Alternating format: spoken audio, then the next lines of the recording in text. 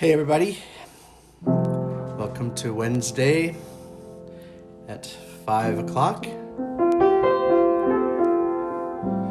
Just another of my reflections here.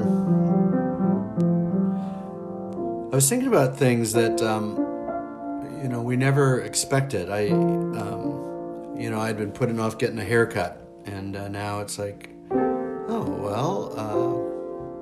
Who knows when we're going to be able to go out and do that. So we're going to have to figure something else out. We've been talking about getting our piano tuned for a long time, and now we've got things like that.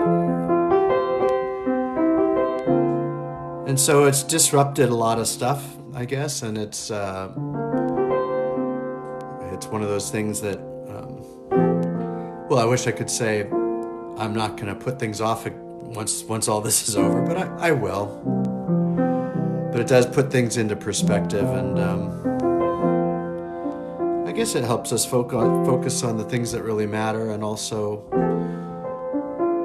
the things that we really miss when we can't move around freely and do the things we most want to do. So anyway, today I'm kind of in that reflective mood, and I want to share a poem that was written by Harold Racinos.